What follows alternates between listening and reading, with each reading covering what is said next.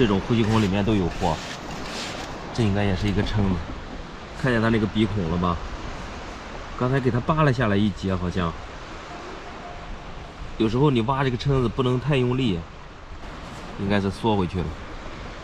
给了这么多盐，它没往上来，给它挖开吧，往这儿来的。哎，这个要出来，有动静，能上来这一个，看样。我得给它后面挖开一下，我怕它跑啊。挺深的这一个，看见它了，给它打开吧。现在挖通了，它是跑不了了，你就让它跑，它都跑不了。在这直接出来了，它要是跑的话，直接掉那个坑里面去了。这个鼻子去掉一节了，还剩下5节。蛏子一般是6节。你看这个肉多肥呀！这个头还可以。昨天风挺大的，这样的海带全是随着那个风上来的。这个大，我感觉这个比我都长。这是一个完整的。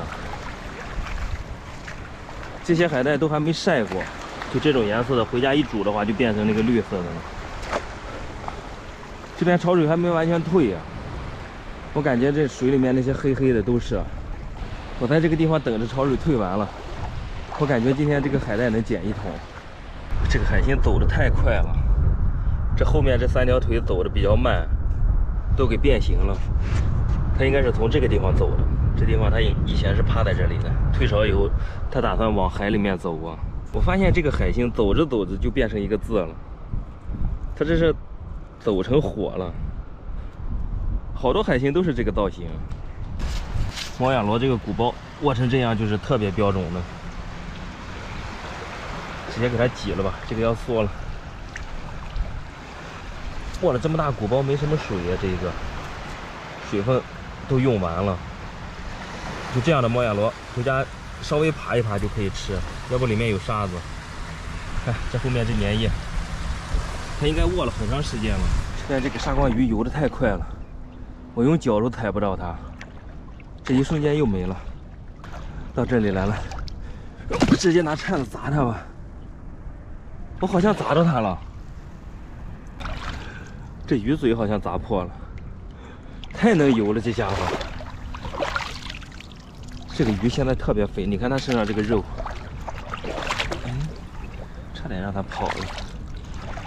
这种搁浅的都是没什么活力，游一会它就累了。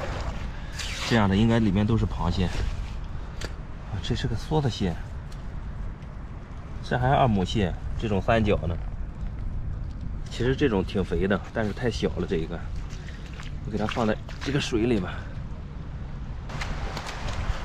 这个鱼出水一会它就不活了，我还寻思给它放了的，就这一条也没法吃。